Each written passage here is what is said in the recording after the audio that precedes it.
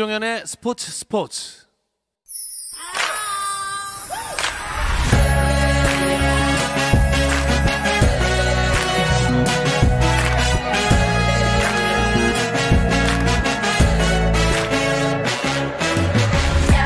목요일에는 해외 축구 이야기 함께하고 있습니다. 라디오의 발롱도르를 꿈꾸는 랄롱도르 시작할게요. 박찬하 축구 해설위원과 먼저 인사 나눕니다. 안녕하세요. 네, 안녕하세요. 자, 이 시간 지금 일본 요코하마에서 축구대표팀 한일전 열리고 있는데 상황부터 짚어볼까요? 네, 지금은 대한민국 대표팀이 일본 대표팀에게 2대0으로 끌려가고 있습니다. 전반에만 우리가 2골을 허용을 했는데요. 15분에 야마네에게 선취골을 내줬고, 그리고 26분에 카마다 선수에게 또 추가골까지 허용하면서 뒤져가고 있는데요. 점수만 뒤지는 것이 아니라 지금 치러지고 있는 친선전 자체가 어느 하나 우리 대표팀을 칭찬할 수 없을 만큼 총체적인 난국을 흘러가고 있습니다. 네, 벌써 그 목소리에서도 답답함이 묻어나오는데 한일전 경기 상황 해외 축구 이야기 나누면서 중간중간에 계속 전해드리도록 하겠습니다. 자, 영국에 있는 이건 기자도 한번 불러보겠습니다. 이건 기자 안녕하세요. 네, 안녕하세요. 이건입니다. 어떻게 한일전 보고 계신가요? 네, 인터넷을 통해서 볼 수 있는 방법을 동원하고 검색을 해서 지금 간신히 보고 있습니다. 그 박찬하 위원이 이야기를 했지만 저도 보면서 답답함을 느끼지 않을 수가 없고요. 전체적으로 조금 힘을 내서 대한민국 대표팀이 뭔가 좀 좋은 모습을 보여줬으면 하는 바람을 안고 계속 시청을 하고 있습니다. 그 손흥민 선수 소집 얘기를 했었는데 결국에는 일본으로 못 갔죠? 네, 손흥민 선수가 이제 그 14일에 아스널과의 리그 원정 경기 도중에 햄스트링을 다치면서 그 이후에 그 토트넘이 가졌던 디나모 자그레브와의 유로파리그 16강 2차전 경기 그리고 에스턴 빌라와의 리그 원정 경기에 모두 불참을 했습니다. 무리뉴 감독은요, 손흥민 선수가 다쳤고 이렇게 다쳤으면 어떤 경기에도 뛸 수 없다라고 이야기를 하면서 결국 차출을 거부를 했고요. 이제 그 차출을 거부하면서 토트넘은 이제 디나모 자그레브에게 지고 그래도 에스턴 빌라에게 이기면서 1승 1패를 기록을 했는데 영국 현지에서는 손흥민 선수의 차출 거부가 오히려 다행이다. 그 A매치 기간에 일본까지 갔다 오면 부상이 더 도질 수 있고 더 안 좋아질 수 있는데 손흥민 선수가 가지 않으면서 부상도 치료를 하고 체력 충전에도 큰 도움을 받을 수 있다라고 하면서 그래도 그나마 다행이다라는 그런 반응을 보여주고 있습니다. 그렇게 해서 손흥민 선수가 빠진 채로 경기를 펼치고 있는 대표팀 일단 선발 라인업을 한번 쭉 짚어볼까요? 박찬하 위원 한번 짚어주시죠. 네, 선발 라인업이 일단 교체가 전반 끝나고 몇 선수가 되긴 했습니다. 근데 대한민국 대표팀이 일단 선발 라인업을 봤을 때는 전반 시작은 조현우 골키퍼를 시작으로 이제 수비 라인에 홍철, 김영권 선수, 박지수 선수, 김태환 선수로 수비 라인이 구성이 됐고요. 미드필더 정우영, 원두재전 선수, 그리고 그 위쪽에 나상호, 이동준, 남태희 선수, 그리고 이강인 선수가 최전방 공격수로 배치가 됐는데 우리가 아무래도 공격수들이 이번 대표팀에는 많이 소집이 되지 못해서 이강인 선수를 가짜 9번으로 배치를 하면서 경기를 하려고 했었죠. 네. 자, 이건 기자는 아무래도 유로파 출전 여부랑 활약을 좀 더 중점적으로 보고 있겠네요. 네, 아무래도 이번 대표팀 유로파들이 많이 빠졌어요. 손흥민 선수를 비롯해서 황의조라든지 황희찬이라든지 이런 선수들이 많이 빠지면서 유로파는 그 이강인 선수 그리고 이제 프라이부르크, 독일 프라이부르크에서 뛰고 있는 정우영 선수 2명만 선발한 상황입니다. 이런 상황에서 경기 전에 저도 이제 개인적으로는 이강인 선수를 한번 선발로 내세우면 어떨까라는 생각을 했는데 벤투 감독이 이강인 선수를 선발로 내세우는 어떻게 보면 이제까지 보여주지 않았던 파격적인 그런 선발 라인업을 들고 나왔습니다. 그러나 이제 조금 전반전 내내 이강인 선수가 고립이 되면서 조금 아쉬운 모습을 보여줬고요. 이제 후반 시작과 동시에 프라이부르크에서 뛰고 있는, 그러니까 카타르에서 뛰고 있는 선수가 아닌 프라이부르크에서 뛰고 있는 정우영 선수, 어린 정우영 선수를 이제 투입을 하면서 뭔가 반전의 발판을 마련하고 있는데 지금 이제 그 대한민국 대표팀의 유이한, 이강인 선수와 정우영 선수가 뛰고, 그러니까 유럽파인 그 두 선수가 뛰고 있으면서 어떤 그 반전을 보여줄지 좀 기대를 하면서 남은 한 35분을 좀 지켜보면 좋을 것 같습니다. 네. 상대팀인 일본도 근데 우리보단 덜하지만 유로파 소집에 어려움을 겪지 않았습니까? 네, 평소에 이제 유로파들에 비해서 이제 좀 많이 못 왔는데요. 그래도 한국보다는 사정이 낫습니다. 미나미노라든지 카마다, 엔도, 이토, 모리타 등의 그 9명의 해외파를 불러들였고, 지금 이 한일전 경기에서도 선발 11명 가운데 골키퍼와 좌우측 풀백을 제외한 그 8명이 유럽파로 나섰거든요. 아무래도 이 일본 입장에서는 이 한일전 이후에 또 월드컵 예선을 바로 치르기 때문에 그런 것을 이제 명분으로 들어서 차출을 강하게 요구를 했고, 또 여기에 이제 그 일본 대표팀의 그 유럽파들이 대부분 이제 많은 선수들이 독일에서 뛰고 있는데, 독일은 연방 주마다 이 차출 규정이라든지 방역 규정이 다른데, 거기에서 조금 황희찬 선수가 있는 작센주와는 다르게 조금 방역 규정이 조금 느슨한 쪽에서 뛰고 있는 선수들이 많이 왔기 때문에 그나마 한국보다는 사정이 낮고, 그것의 차이가 지금 한일전의 경기력과 결과의 차이로 이어지고 있다라고 보실 수가 있겠습니다. 지금 상황에서 1명, 2명을 꼽는 건 별 의미가 없을 것 같긴 하지만, 그래도 일본에서 제일 주의할 만한 선수는 누가 될까요? 네, 아무래도 일본은 이번 대표팀 명단을 봤을 때 주전급 선수들 그리고 또 해외에서 뛰는 선수들이 많이 빠졌습니다. 그래서 일본 역시도 우리만큼 손해가 있는 것은 아니지만 그래도 온전한 전력은 아니었습니다. 그럼에도 속내를 들여다봤을 때 일단 센터백 듀오, 중앙수비 듀오가 이탈리아 세리아에서 주전으로 뛰고 있는 선수로 구성이 되어 있거든요. 이제 도미야스 선수, 요시다 마야 선수, 이 선수들이 다 힘과 높이가 좋은 선수들이에요. 그래서 그런 선수를 상대로 우리 선수의 공격을 얼마나 할 수 있을까 여부가 이제 관심이었는데, 그 근처까지도 가지 못하는 상황들이 계속 이어지고 있거든요. 허리에서부터 철저하게 막히고 있고, 또 일본의 공격수들 오사코유라든가 카마다 다이치 같은 선수는 독일 무대에서 활약을 하고 있는 선수들이라서 또 각자 팀에서 한 자리씩을 하고 있는 선수들입니다. 특히나 카마다 다이치 선수가 근래 유럽 무대에서 성장세가 돋보이는 선수인데 오늘도 좋은 모습을 보여주고 있고, 미나미노 역시 오늘 좋은 활약을 하고 있습니다.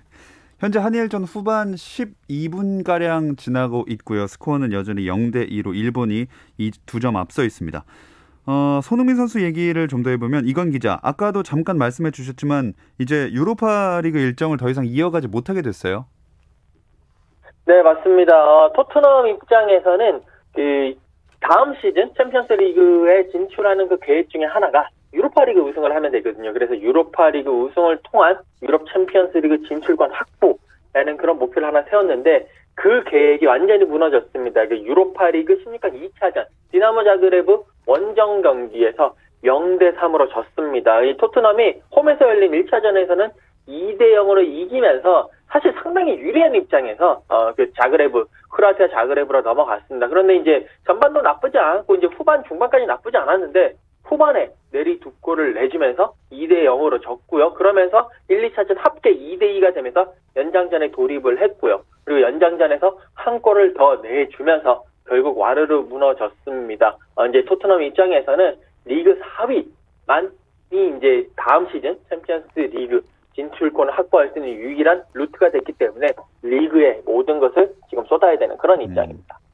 손흥민 선수가 빠졌다 그래도 참 실망스러운 결과네요. 그렇습니다. 무척 실망스러운 결과고요. 그리고 챔피언스리그 토너먼트 16강 대진이 완성이 됐을 때 토트넘에게 뭔가 희망의 빛이 한 줄기가 아니라 지금 아주 강한 빛이 내려쬐는구나, 이런 얘기들이 있었는데 1차전을 이겼던 것이 오히려 2차전에게는 안 좋은 결과가 됐던 것 같아요. 토트넘의 로테이션 플레이들이 경기를 실제로 어떻게 하는지, 그리고 그들이 자신들이 주역이 아니라 로테이션 플레이어라는 것을 받아들여야 되는데 그런 걸 받아들이지 못하고 경기를 치렀을 때 어떤 결과가 나오는지가 지난 2차전에서 잘 나타났다는 생각입니다.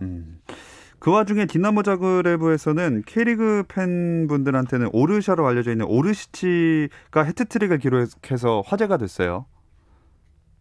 네, 맞습니다. 그 오르샤, 저도 계속 오르샤라는 이름이 더 익숙한데요. 이 오르시치 선수 62분, 83번, 106분에 골을 이제 3골을 몰아치면서 해트트릭을 기록을 했습니다. 토트넘을 완전히 침몰을 시켰는데 오르시치 선수가 이제 전남 그리고 울산에서 맹활약을 했고요. 2018년에 이제 자그레브에 입단을 했는데, 디나모 자그레브에서는 정말 핵심 선수로서 측면도 가능하고 그리고 이제 최전방도 가능한 그런 공격의 가장 핵심 선수로 활약을 하고 있고, 이번 시즌에도 36경기에 나와서 19골 8도움을 기록할 만큼 좋은 모습을 보였습니다. 이제 해트트릭을 기록하고 난 다음에 무리뉴 감독도 이 오르시치 선수에 대한 멘트를 하면서 상당히 잘했고, 그리고 정말 가장 멋진 밤이 될 것이다라고 칭찬을 하면서도 계속 경기를 하기 전에 이 오르시치 선수에 대한 그런 분석이라든지 플레이 스타일이라든지 이런 것들을 우리 그 토트넘 선수들에게 다 얘기를 해줬음에도 불구하고 그런 골을 먹었다라고 하면서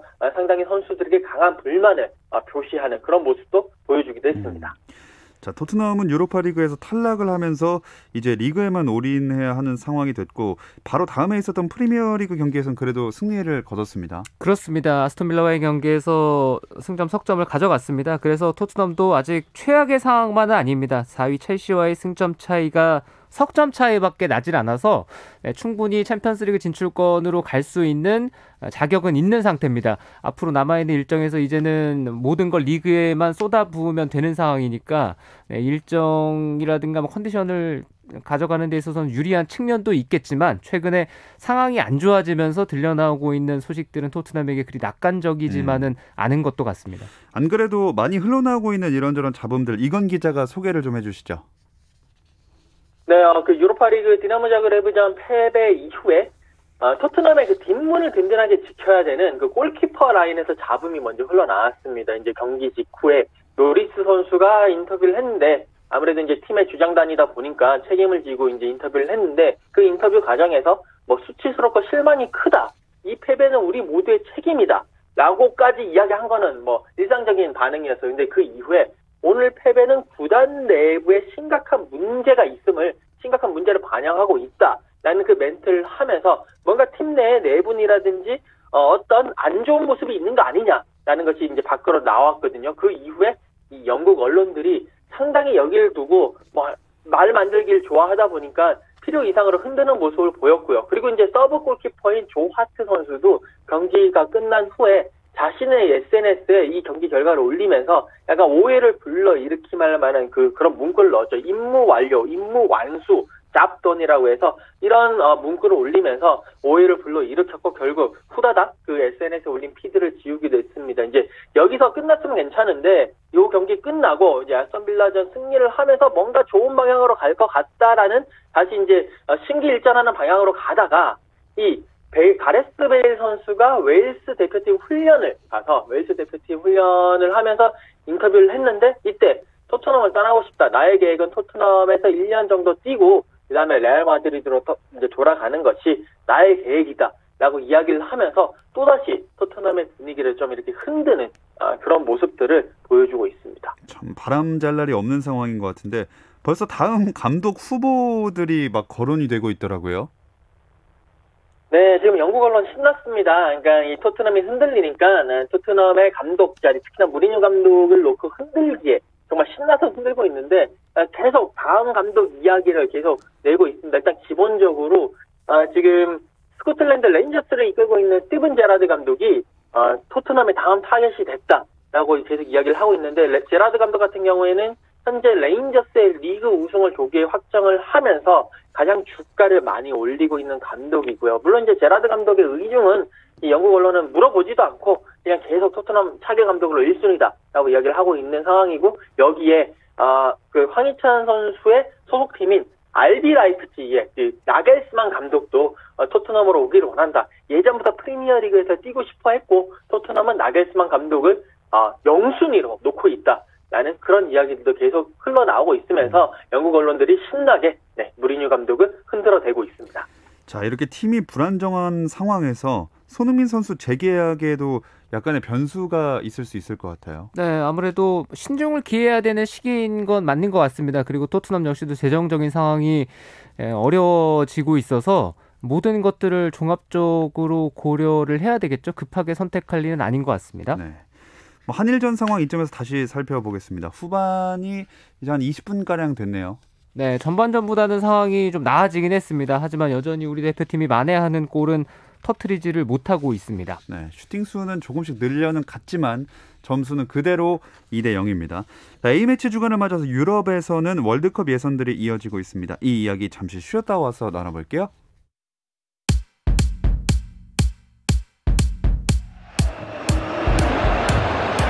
Options. Messi gets it back. Messi! Did it again! Suarez puts it on the plate and Messi. 현장의 소리, 레전드들의 이야기. 스포츠에서 모두 다 만나보세요. 김종현의 스포츠. 해외 축구 이야기를 나누는 라디오의 발롱도르, 랄롱도르 듣고 계시고요. 박찬하 축구 해설위원, 영국의 이건 축구 전문 기자와 함께하고 있습니다. 자, 이건 기자, 좀 이렇게 답답하게 흘러갈 때 골 감각이 올라온 황의조 선수가 있었으면 어땠을까 하는 생각도 들거든요. 네, 맞습니다. 조금 황의조 선수가 있었으면 분명히 경기 양상이 다르게 흘러갔을 거라고 예상을 이제 할 수가 있는데, 그게 황의조 선수의 최근 몸 상태가 상당히 좋고 골 폭풍을 일으키고 있기 때문에 이제 지금 최근 두 경기에서 3골을 몰아치면서 시즌 9호 골까지 넣고 있는 상태입니다. 그런 황의조 선수가 이 요코하마에 있었으면 지금 이렇게 무기력하게 끌려가는 경기는 하지 않았을 것 같습니다. 자, 박찬하 위원이 생각할 때는 황의조 선수가 그 한국인 리그왕 최다 득점 경신할 수 있을까요? 가능성은 충분하다는 생각입니다. 그리고 황의조 선수가 이번 시즌에 좋은 활약을 이어가고 있지만 경기 도중에 기회도 꽤 많이 놓쳤거든요. 네. 오히려 골을 넣었던 것보다 훨씬 더 쉬운 난이도였던 기회들을 황의조 선수가 몇 개를 놓쳤어요. 네. 네, 그런 것들을 차근히 잘 이어간다면 앞으로 경기들이 또 남아 있으니까 충분히 황의조 선수가 프랑스 리그에서 더 나은 업적을 쌓을 수 있을 것 같습니다. 네, 이제 두 자릿수 득점까지 단 한 골만이 남아 있는 상황이고요. 자, 이건 기자, 유럽에서는 드디어 카타르 월드컵 예선이 시작이 됐습니다. 네, 이번 3월 A매치 기간부터 이제 카타르 월드컵 유럽 지역 예선이 시작이 됐는데, 유럽의 UEFA에 소속되어 있는 나라들이 55개국입니다. 55개 나라가 10개 조로 나눠서 경기를 펼칩니다. A조부터 E조까지 5개 조는 총 5개 팀이 배정이 됐고, F조부터 J조까지 5개 조는 총 6개 팀이 이제 각 조에 배정이 됐습니다. 각 팀마다 홈앤어웨이를 치르고, 일단 올해 11월까지 조별리그 경기를 치르는데요. 각 조 1위 10개 팀이 월드컵 본선에 직행을 합니다. 그러면 이제 남아있는 게, 그러니까 유럽에서는 총 13개 팀이 월드컵 본선에 나가는데 10개 팀이 그렇게 가고 나면 3개 팀이 남습니다. 이 3개 팀은 이제 어떻게 하냐면 각조 2위 10개국이 있고, 그리고 유럽 네이션스 리그의 상위 2개국이 합쳐집니다. 총 16개 팀이 나오는데, 이 팀이 대진 추첨을 해서 플레이오프를 가져서 한 번 이겨가지고 6개 팀을 가르고요. 그리고 다시 그들 팀끼리 다시 붙어가지고 총 3개국, 그러니까 2번의 플레이오프를 펼쳐가지고 3개국의 그 본선 진출팀을 가립니다. 총 55개 팀 중에 13개 팀이 올라가니까 경쟁률은 한 4.23대 1 정도 되는 그런 상황입니다. 참 복잡한 과정을 거쳐야 합니다. 조편성하면 뭐 좋은 조, 나쁜 조, 힘든 조 다 나오는데 이번에는 어떤가요? 이번에는 조편성이 끝났을 때 안 좋은 조가 별로 없지 않았습니까?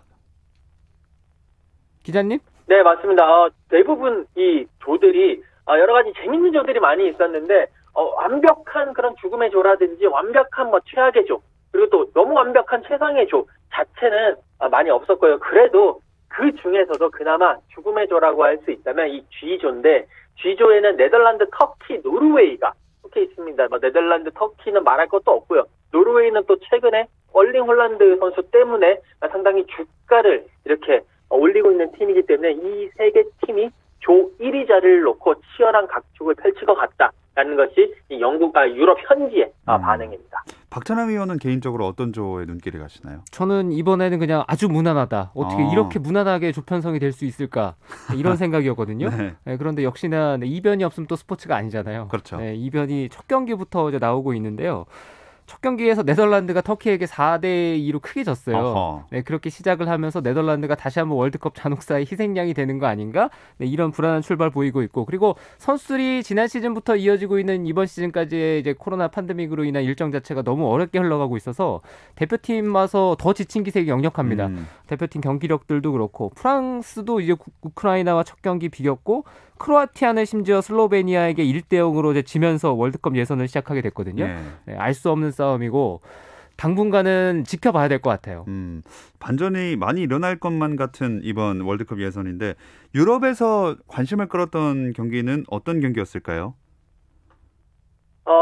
계속 말씀드리지만 터키와 네덜란드 경기, 터키가 4대1로 이겼고, 이 경기 외에 이제 벨기에와 웨일스가 격돌을 했습니다. 이 양 팀이 유로 2016 당시에 그 8강에서 웨일스가 벨기에를 무너뜨리고 4강에 올랐던 그런 이변을 연출을 했는데, 벨기에 입장에서는 복수를 제대로 해야 되는 상황이었습니다. 그 이후에 이제 첫 경기였는데 벨기에가 3대1로 승리를 하면서 복수를 제대로 했고요. 그리고 이제 포르투갈과 그 아제르바이잔이 경기를 펼쳤어요. 아제르바이잔이 피파 랭킹 108위의 약체 팀인데 포르투갈이 무난하게 이길 것이다 라고 예상을 했었습니다. 근데 이제 뚜껑을 열고 보니까 아제르바이잔이 좋은 모습을 보여줬고 결국 포르투갈이 1대0으로 승리를 하긴 했었습니다만 아제르바이잔 선수의 자책골, 그것도 뭐 포르투갈이 잘해서 자책골을 한 게 아니라 크로스 올라오는 것을 아제르바이잔 골키퍼가 쳐낸데 그게 자신의 그 수비수 몸을 맞고 다시 들어가는 그런 자책골을 기록을 했거든요. 그런 걸 봤을 때 이제 유럽 예선도 어떤 팀이 이렇게 치고 나가고 어떤 팀은 절대 강자가 없는 지금 전력 평준화의 시기로가 돌아왔다라는 것을 보여준 한 판이었다라고 말씀을 드릴 수가 있겠습니다. 그래서 더 기대되는 앞으로의 매치들인데 이어지는 그 경기 일정도 짚어주실까요? 네, 앞으로 내일 새벽입니다. BCFI J조 경기들이 있고 그리고 북중미도 월드컵 예선이 시작이 되거든요. 근데 유럽에서 펼쳐진 경기 가운데는 스페인과 그리스의 경기 그리고 독일과 아이슬란드의 경기가 그래도 무게감이 느껴지는 경기입니다. 그 질라탄 이브라히모비치 대표팀 복귀도 관심을 많이 모으지 않았습니까? 네, 질라탄 이브라히모비치가 그 유로 2016 이후에 대표팀 은퇴를 선언을 했고 한동안 오지 않았는데 이번 월드컵 예선을 계기로 다시 복귀를 선언을 했습니다. 그러면서 질라탄의 그 기자회견을 했는데 이 기자회견 도중에 아들들이 이제 기자가 질라탄에게 아들들이 이번 대표팀 복귀에 대해서 어떻게 생각하느냐라고 질문을 했더니 갑자기 질라탄 이브라히모비치가 눈물을 보이면서 뭐 이렇게 정말 안 좋은 질문이다. 근데 우리 아들들이 좀 부럽다. 라고 이야기를 하면서 감정이 북받치는 모습을 보여줬습니다. 이제 그런 모습을 보여주면서 질라탄 자신도 조금 멋쩍었던지 기자들에게 이런 모습 보이면 내가 너무 착하고 내가 너무 겸손해졌다라고 이야기를 할 것 같다라고 농담을 던지면서 조금 이렇게 분위기를 화기애애하게 만들면서 마무리하는 모습을 보여줬는데 이 질라탄 이브라히모비치 선수가 복귀한 스웨덴이 이제 조지아와 경기를 펼치거든요. 또 질라탄이 어떤 모습을 보이고 또 골을 넣는다면 어떤 세레모니를 할지도 관심의 초점이 될 것 같습니다. 네. 자, 해외 축구 소식 쭉 짚어봤고요. 다시 한일전으로 마무리하기 전에 돌아와 보겠습니다. 오늘 이 방송에서 이야기하시면서 계속 중간에 경기 체크하시느라 정말 고생이 많으신데 지금 어떻게 보셨나요? 네, 대표팀 경기가 오늘 경기를 기점으로 해서 또 방향성에 있어서 여러 가지 얘기가 나올 것 같고요. 단순히 오늘 한일전만 놓고 얘기를 해봤을 때는 항상 우리가 한일전을 앞두고 많은 언론에서도 그렇고 얘기들이 나오는 게 일본을 상대로는 힘과 높이로 우리가 우위를 점할 수 있다. 이런 얘기들이 끊임없이 나오지 않습니까? 네. 근데 이제는 상황이 많이 달라졌습니다. 일본의 많은 선수들은 유럽에 나가서 뛰고 있고 우리가 힘과 높이를 앞세운다고 해서 일본 선수들이 우리와 상대하면서 크게 밀리지는 않습니다. 네, 한일전을 앞으로 치르게 될 때도 공을 가지고 하는 플레이를 더 간결히 하고 더 수월하게 해나갈 수 있어야지만 한일전에서 계속 우위를 점할 수 있다는 걸 오늘 경기를 통해서 다시 한번 선수들이 알았으면 좋겠고요. 또 이제 모든 것들이 잘 정비가 돼서 협회도 그렇고 대표팀도 그렇고 선수들, 감독, 코칭 스텝 할 것 없이 대표팀의 경기를 가지는 의미가 무엇인지를 좀 선수들도 그렇고 모두가 제대로 알아야만 축구 대표팀이 경기도 그렇고 결과도 그렇고 다 잘 가져올 수 있다는 말씀을 드리고 싶습니다. 자, 이제 마무리를 할 텐데 그 전에 상황을 한 번 더 짚어드리면요. 전반에 그 일본 야마네 선수가 15분에 한 골, 카마다 선수가 26분에 한 골을 넣으면서 2대0으로 일본이 앞선 상황에서 후반에 접어들었고 지금 현재 후반 28분 정도 흐르고 있습니다. 자, 끝나기 전에 득점이 좀 나왔으면 좋겠는데 저희는 시간이 다 돼서 여기서 마무리를 하도록 하겠습니다. 자, 영국에 있는 이건 축구 전문 기자 또 박찬하 축구 해설위원과 함께했습니다. 두 분 고맙습니다. 감사합니다. 내일도 별일 없으면 꼭 좀 들어주세요. 김정현의 스포츠.